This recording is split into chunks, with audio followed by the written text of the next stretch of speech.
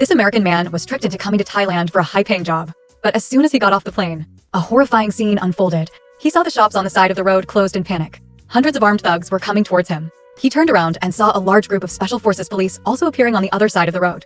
He was caught between them. At that moment, the man did not know what to do. The thugs attacked first and then tried to throw petrol bombs. Immediately, the police shot him dead on the spot. In the chaos, the man quickly hid behind the Special Forces police. But these reckless thugs quickly defeated the Special Forces police by throwing rocks and using sticks in their hands. I wonder if these Special Forces police did not intentionally let the thugs go. Why did they see the situation as not okay? The man had no choice but to run towards the hotel. But along the way, thugs appeared from time to time and caught foreigners. The man struggled to run back to the hotel, but the hotel door was closed. He was blocked by thugs in the crowd and another person was caught. He shouted that he was an American. The man thought that as long as he said he was an American, the thugs would let him go. Who would have thought that the thugs who wanted to kill him were Americans? At this moment, the man was shocked. It was no longer safe for Americans to come to Southeast Asia. Seeing that the thugs had not discovered him, the man hurriedly ran away but was immediately discovered by a thug in a moment of danger. The man quickly pulled down the fire ladder and climbed to the top floor of the hotel. The thugs chased closely. Fortunately, the man used all his strength to kick down the stairs and was lucky to escape. The man quickly went to the hotel lobby and wanted to ask clearly what was going on. But at this time, the hotel staff was trying to fight off the thugs outside and kindly reminded the man to go back to his room and not go out. However, as soon as the man ran to the second floor, the thugs broke the door and rushed in. Immediately, gunshots rang out. The thugs began to kill people indiscriminately and cleanly. Seeing this, the man rushed into the elevator. Hearing the gunshots and screams outside, the man panicked and repeatedly pressed the button to go to the 8th floor where he was. But the elevator did not move at all. At this time, the man was so scared that he almost peed his pants. Only later did he remember that he had to use his room card to start the elevator. When the elevator door closed, the man calmed down a bit and returned to his room. At this time, his wife had changed into her swimsuit and was preparing to take her 2 daughters swimming. The man quickly pulled his wife to the window and told her what had just happened. But while talking, the man discovered that his eldest daughter was not in the room. At this time, the youngest daughter told her mother that her older sister had gone into the pool by herself first. Hearing this, the man panicked. After telling his wife to lock the door, he immediately ran to the swimming pool on the 4th floor. But the thugs had already killed him and were breaking into each room. The man was helpless and had to turn back and go down another fire escape. But as soon as he reached the 4th floor, he heard the thugs coming from the direction of the pool. Thinking that his eldest daughter might have met with something unfortunate, the man felt heartbroken. He quickly went through the hotel kitchen and finally reached the swimming pool. Fortunately, his eldest daughter was still in the water, so the thugs did not find out. But just as the man was about to pull his eldest daughter to shore, a thug happened to see the scene. The man hurriedly used a swimming ring to block the door and hugged his eldest daughter tightly. He ran away, but the thugs outside quickly broke the glass door. At this time, the man had already run to the fire escape, but the thugs were still chasing closely. Suddenly, another thug appeared in front. Fortunately, a kind person came to the rescue and told the man to run to the terrace at the same time. Then, the wife heard the noise outside the door after telling her little daughter to hide in the bathroom. She gently approached the door to check, but unexpectedly, through the peephole she witnessed the thug killing the guest in the room opposite. And the room next door was hers. The woman was stunned with fear, and in desperation, the doorknob began to turn hard. She did not dare to make a sound. She could only use her whole body to block the door. At this time, the woman felt extremely desperate. She did not expect her daughter to come out of the bathroom.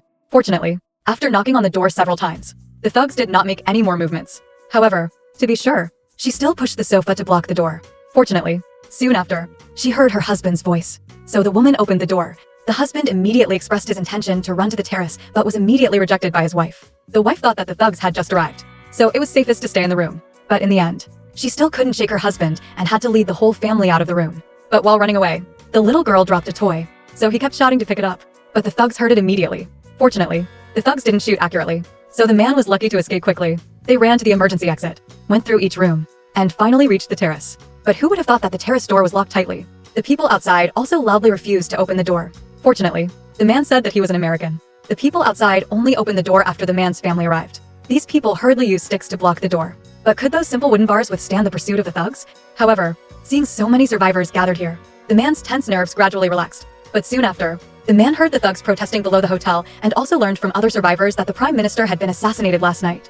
The country was in chaos. That was why the riots happened. The reason they hated the Americans so much was because the American forces had interfered too deeply in the country. These guys controlled the local lifeline projects such as water plants and power plants to plunder people's assets and exploit them. They even wanted to completely enslave the people and protect their homeland from becoming puppets and dogs of the Americans. These thugs killed the Americans to express their dissatisfaction. This man was the engineer of the new water plant who was sent in right after everything was cleaned up. A helicopter flew in the distance. At this time, the survivors raised their hands and cheered, thinking that they had been saved. However, as soon as the helicopter returned, everyone was in despair. In a flash, the survivors fell one by one. The man took his wife and children to hide in a blind spot. But soon after, the helicopter began to circle the building and fired a series of shots. Only then did he realize that his position had been discovered. Fortunately, at this moment, the tail rotor of the helicopter got stuck in the power line, causing it to lose control immediately. The billboard fell to the ground. The helicopter also flew towards the man. Fortunately, there was a pillar blocking the way, so the man's entire family survived. Immediately after the horror, the thugs rushed in again. Now the man's family had nowhere to run. So, to survive, the desperate man came up with a daring idea, which was to let his wife go to the building next door. But looking at the distance and the height, the woman was extremely scared. "Listen, we have no other choice. Otherwise, we will all die here. I beg you, jump over there. At least there is a chance to survive." "What should I do?" "You jump first. Then I will throw the children over. Then I will follow." "Can you do it since the children are the last ones?" The woman had no choice but to risk her life. However, as soon as she jumped down, the woman tripped. She almost fell. At this time, the thugs had killed the people who were still alive and started pushing the billboard blocking the road towards the man. At this time, the woman also gathered all her courage to jump over. Fortunately, she was able to jump over, with only minor scratches. Next, the man picked up his little daughter and comforted her, closing her eyes. When the little girl wasn't paying attention, he threw her over. Fortunately, the wife used her body as a cushion, so the little girl wasn't hurt by the thugs. The billboard had been completely removed. Fortunately, there were still some survivors who attracted their attention. The man had a little more time to escape.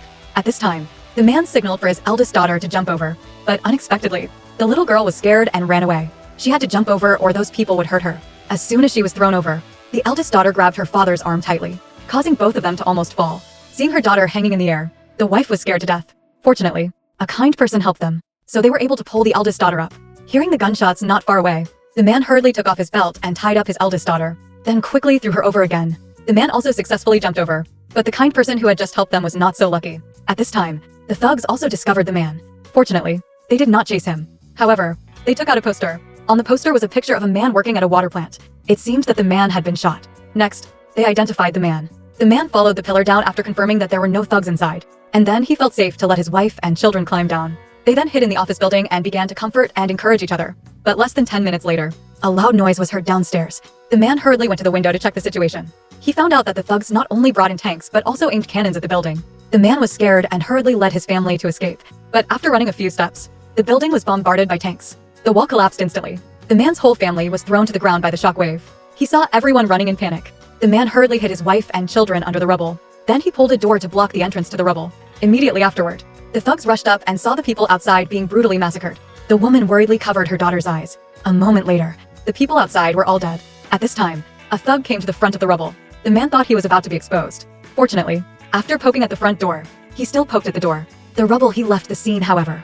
To ensure safety, the man did not rush out even when he urinated. He urinated in his own bag, just like that. They waited until it was dark before daring to crawl out of the rubble. They divided the work. The man in charge of searching for the clothes of the dead disguised himself as a local to go to the embassy to ask for help. The woman in charge of finding the map, but when they were looking at the location of the embassy, suddenly a strange noise rang out in the office. It turned out that there was a thug stealing things. He also happened to see the man's family. The man, before he could stop, he loudly called out to his accomplices. In a moment of danger, the man had to rush in to control the thug, covering his mouth. After the thug nodded in agreement he would not scream, the man was reassured and released. He suspected this slippery thug would continue to scream helplessly. The man had to control the thug. One again picked up an item and chased him away. Immediately after that, the man had, after disguising himself, he went downstairs and used the key he got from the thug to start the motorbike, then quickly drove the family car to the embassy. On the way, corpses were everywhere. Many buildings were destroyed. Fortunately, they were wearing local costumes, so they were not detected. But when they were only one street away from the embassy, a crowd appeared and mocked the man who froze in place. He understood that at this moment, he could not turn back or he would be immediately detected by the thugs, so he could only bow his head as much as possible and recklessly walked forward. Fortunately, these thugs did not recognize them, but unfortunately, the motorbike was hit by the thugs. The man had to get off the motorbike to prop it up. At this time, a thug also helped, but as soon as the motorbike was propped up, the two looked straight at each other. The thug immediately recognized the man. The man felt a chill down his spine just when he thought it was all over. Fortunately, instead of feeling sorry for the children, the thug did not expose them. The man's entire family quickly escaped. They arrived at the embassy gate, but the inside of the embassy was completely surrounded. It was still eerily quiet, so to be safe, the man sneaked in first alone. He saw dead bodies scattered on the ground. It seemed the embassy had also been attacked by thugs. The man was about to enter the building to check, but as soon as he got close, a group of thugs appeared. The man didn't have time to escape. Immediately was discovered by the thugs. Next, the embassy was bombed. The man rushed out. He then led his wife and child to escape through the alleys, but facing the thugs familiar with the terrain.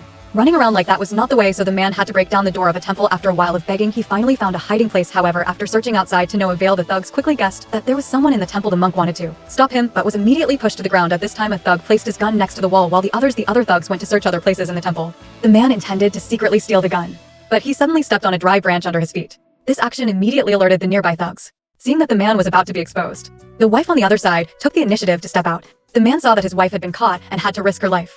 He picked up a stone and threw it at the thug in front of him, then snatched the gun from his hand. But when he pulled the trigger, he discovered that there were no bullets in the gun. Just like that, the man was also controlled by the thugs. After that, the leader of the thugs tore the woman's shirt, intending to do something in front of the man. The man could only scream in despair. Fortunately, at this time, an old American man was escorted out. "I can get guns. Lots of guns. All kinds of guns you like." While the thugs were off guard, the old man and his accomplices quickly coordinated and immediately shot down all the thugs present. The old man then took the man's family to the roof of an abandoned house after a day and a night of running. Finally, they could rest a bit, replenish their energy. Then the old man showed the man the river not far away, told him that just follow the river a few kilometers to reach Vietnamese territory. Then the thugs would not dare to chase anymore, and they would be completely safe, for the old man's thanks again said that it was his job and confessed that he was a CIA agent. Currently, this place was one of their bases, coming here to protect talents like the man, and after careful investigation, it was not difficult to realize that the United States was actually secretly deploying forces in Thailand. Their power was penetrating into every field. However, initially the so-called slavery of the people of this country was not fabricated by the thugs, but clearly the intention of political manipulation by the United States. However, the local people rose up to fight against their actions. They were indeed thugs, but this riot was actually beyond the expectations of the United States, because in their arrogant perception these local people seemed to still be ignorant. Then the whole family of the man fell asleep peacefully, but when the man opened his eyes again, he saw the old man bending down to check something. The man was about to ask when suddenly there was a gunshot from afar. The man hurriedly hugged his child and hid behind the wall. At this time, the old man also saw the location of the thugs, so he drew fire and let his accomplices take the man's family away. But just as he ran to the stairs, the old man's accomplices were shot dead. At this time, the thugs pointed their guns at the man's family. Fortunately, the old man managed to shoot him down in time, but at the same time, he was also shot in the stomach. However, the old man finally managed to stand up and knock down the second thug. Then, the old man staggered out onto the street. Knowing that he could not survive and not wanting to implicate the man's family, he had no choice but to pretend to be dead and lie on the ground. After the man's family fled, he tried his best to stand up and quickly kill the thugs who were driving after the man's family. The man brought his wife and children to the riverbank and saw two thugs coming towards him. The man had to pick up the stones on the ground and prepare to wait for the right moment to act. Fortunately, the two thugs were too engrossed in their conversation to notice. Then, the man hid his wife and children under the house and went to the riverbank alone to look for a boat. But the noise quickly attracted the attention of the boat owner. The man begged the boatman to shout and at the same time took out a gold watch to exchange for the boat. But who would have thought that the ferryman, who did not know the goods, would like the man's shoes? Just as the two were making the transaction, thugs came and in a moment of danger, the ferryman had to hide the man. The man got off the boat, but the man's shoes revealed everything, so the man was quickly dragged out. The man wanted to resist, but how could he fight damn Don alone? Immediately after that, the man was forced to kneel on the ground, but just as the thug was about to pull the trigger, the eldest daughter, who was hiding in the dark, could not bear it anymore, so she recklessly ran out. The thugs also lost focus. The bullet hit the man's shoulder. Immediately after that, the thugs grabbed the eldest daughter and put a gun in her hand, forcing her to shoot her father. But how could the eldest daughter pull the grass? Seeing that the eldest daughter did not listen to the thug, he pointed the gun at the little girl's head. The scene completely broke the man, so in order to protect the eldest daughter's life, he began to comfort the little daughter and told her to be brave and pull the trigger. But how could the eldest daughter kill her father to live? Seeing the thug was about to attack the eldest daughter, the woman from behind suddenly rushed forward and used a stick hit him. The man hurriedly grabbed the gun from his eldest daughter's hand with 2 quick shots, causing the 2 thugs to run away. After the woman vented her anger on the thugs, the whole family hurriedly got on a small boat and rowed towards the Vietnamese border. However, when they were about to enter Vietnamese territory, the thugs chased them. The Vietnamese army in front also discovered that they had only heard 1 gunshot. The Vietnamese army simultaneously pointed their guns at the man's family because the man's family did not have a permit. Therefore, the Vietnamese side could only force them to turn back. The man raised his hands high and looked at the thugs who were harassing him behind him. He had no choice but to risk his life. Despite the warnings of the army, he continued to move forward. Fortunately, as soon as they entered Vietnamese territory, the army immediately stopped the thugs from shooting and pointed their guns at them. They claimed that the man's family had gone to the Vietnamese Sea. If the gangsters dared to shoot, they would consider it an act of war. Hearing this, the gangsters had no choice but to abandon the pursuit. Finally, a little about this movie. The gangsters thought it was all the Americans' fault. So why did the gangsters' helicopters shoot indiscriminately and kill the locals who served them on the roof of the hotel? It must be known that the resentment of the people accumulates silently day by day. But once it explodes, the devastation will be extremely large, proportional to the degree of pent-up resentment. Although the protagonist's family eventually survived among the corpses, to continue living, they must find a place to hide. That is also the only rule of survival in this movie. However, what makes No Escape so terrifying is that although they went through countless hardships to reach the American embassy, it has fallen. The country is in chaos. The airport and railways are paralyzed. Now the only place to hide is gone. It is a case of no place to escape. The despair of the main character's family makes the audience sweat. Even horror movies do not have such an effect. Many other things make people feel scared in the movie. For example, in the scene where the gangsters used tanks to bombard the office building, the building was moving, holding back those who had no strength to resist such powerful firepower. Or in the scene where the male protagonist's family secretly took a boat back to Vietnam. Gradually the border appeared before their eyes. It was the boundary between life and death. But the gangsters suddenly chased from behind. The Vietnamese army used guns to order them to turn back. Life and death were only a hair's breadth apart. What is the boundary between life and death? I think the national border is one of them. However, After the male protagonist's family crossed the border, the Vietnamese army immediately changed the direction of their guns, making everyone feel relieved. After running away for so long, the feeling of being protected is wonderful. The value of a movie lies in its reputation, and the value of a movie review lies in the feeling. Today's story ends here. Thank you for watching the movie. What do you think about this movie? Comment below.